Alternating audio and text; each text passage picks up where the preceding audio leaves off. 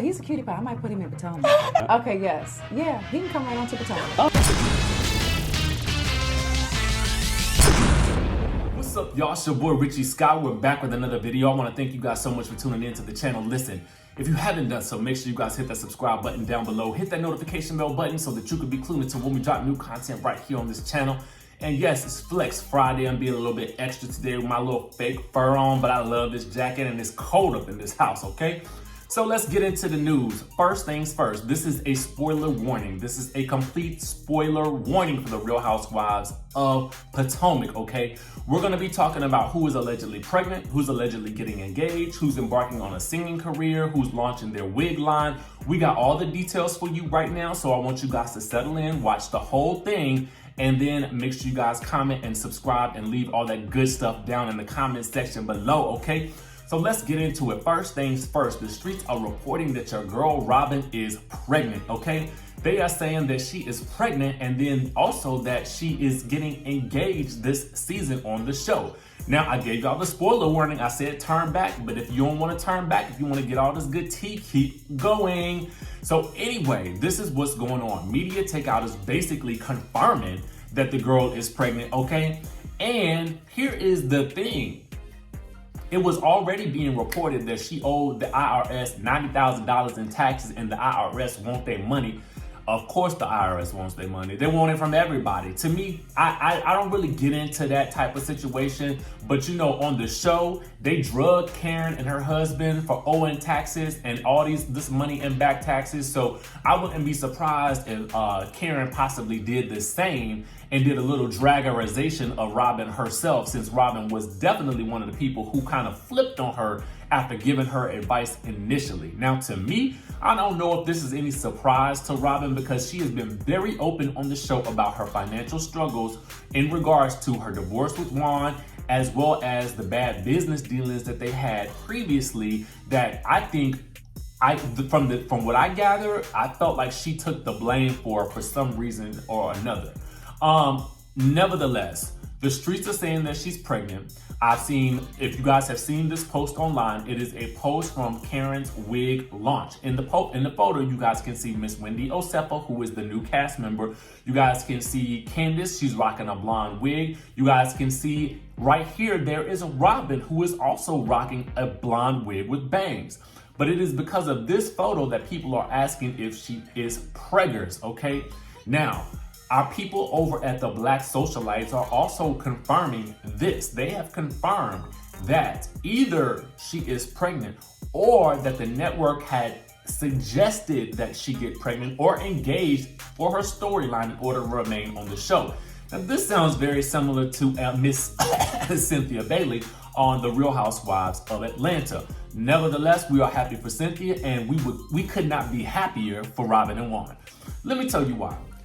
To me, they make a bad couple, okay? And by bad, I mean good. They look good together. They got 2 kids, you know what I'm saying? I feel like they've been messing around this entire time, living, shacking up together. They might as well go ahead and tie the knot. Ron, bruh, what's up? Go ahead and tie the knot. Now, the sources are saying that Giselle is the one who was helping Juan shop for the ring, and I am sure she would definitely be good for shopping for a ring because I feel like she knows a thing or two about getting a nice ring. Take it how you will. Anyway, I kid, I love Giselle. I kid. Here's hoping that Robyn and Juan can get it together this season, because to me, I don't really want to see another season of them just messing about, you know what I'm saying, living together, and we don't really know where the storyline is going. Girl, get engaged in season 5 and then get married in season 6 and then do something scandalous in season 7, okay? That's your meal ticket for the next 3 seasons. You got this. And if that tax storyline don't help you get through the first half of the season, that engagement storyline should definitely help you get through the second half of the season with some exciting stuff. And hopefully, honestly, girl, let somebody drag you for it. Let Karen drag you for it, like, cause y'all dragged her and ran her through the coals when Ray had his tax issue. So I say let her drag you, cause it creates more dynamite storyline for you. Okay, shout out to you, Robyn. And if you are not pregnant, then I take it all back, because I think she said that she's not pregnant. She said that it's just the way her jacket is sitting up on her, okay? Or that jacket is sitting up on her like this, okay? It was sitting like that, okay? And so that's the reason why she is saying that people are thinking that she's pregnant. But most times I feel like women don't want to say when they're pregnant on a show because it's part of their storyline, you know what I'm saying?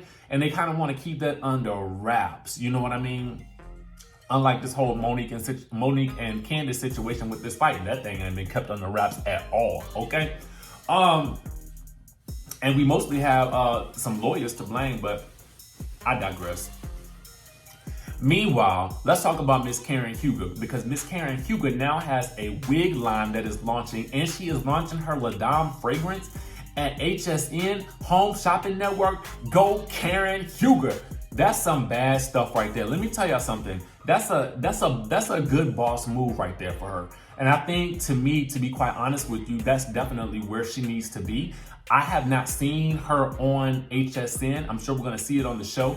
But what I will say is this: she has the personality definitely to carry off sales in that type of environment. So kudos to you, Karen. Now, let's move right on along, because the streets are reporting, and by the streets, I mean the black socialites, you know, our friends over there. Kyle always got the scoop. He always got the tea, okay?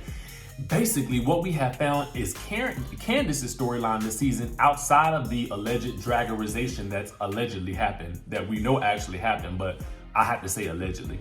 Anyway, here is what we have learned. Now, they're saying that allegedly Candiace Dillard Bassett filmed her season 5 finale scene with DC Cable today, and it was a go-go version of her single. Now, this was definitely posted online. I will not play the audio for you because I think you got to pay for that type of stuff, and I'm not doing that. But the sources are saying that Candiace reached out to several top DMV go-go bands to perform with her, and they all declined due to her negative tweets about felons, which also allegedly got her removed from singing the national anthem at the DC Fusion basketball game. You guys will remember she definitely made a big post about that a couple of weeks ago. So them tweets will get you in trouble, man. Them tweets will get you in trouble. And that's why I say, Candiace, girl, listen. I for real think in real life, she's probably just a down-to-earth sweetheart. You know what I'm saying? Somebody in the comment section of a video asked me how much I was getting paid to bash her. I'm like, please. I ain't ever bashed her. If anything, to be quite honest with you, I have been very neutral. I will never come at somebody about their personality. I'm not gonna call them out their name. I'm not gonna say any of that. That does not benefit me. But I can definitely talk about your actions. Now, her actions to me are what gets her in the most trouble. Them tweets. And you can't tell me somebody ain't talked to her about these tweets at some point, okay? Girl, just stop tweeting. Disable your Twitter. Here's the thing. Y'all know how when you get drunk, sometimes you want to maybe get the drunk texting somebody, and now I don't do this no more, but you want to get the drunk texting somebody, and you know you shouldn't do it. They got an app that'll disable your Twitter when you're drinking. Why don't you just disable your Twitter altogether? I mean, just for a little while. Wait until the show come back on, because if you feel like you got something to say and it's being bottled up like that, girl, just go on ahead and just call a friend. Call a friend. Stop tweeting. That's my advice. And the other piece of advice I would also give to Candiace is, listen, now, go ahead and record that EP at your house, okay? Get yourself a microphone and find yourself some beats, okay? And just record this, record your whole EP in your house. That way because at this point in time, I don't need you milking this first single anymore. That was last season. I'm gonna need you to have a whole new single. I need a whole album. I'm gonna need a tour. I'm gonna need all of that stuff lined up. Get it together. Now, what the streets are also saying is that Miss Monique don't wanna be on the show no more. All About the Tea is basically saying that she's trying to get out of her contract altogether, okay? Now listen. They are saying that Giselle and Robyn don't want to film with her after that incident, okay?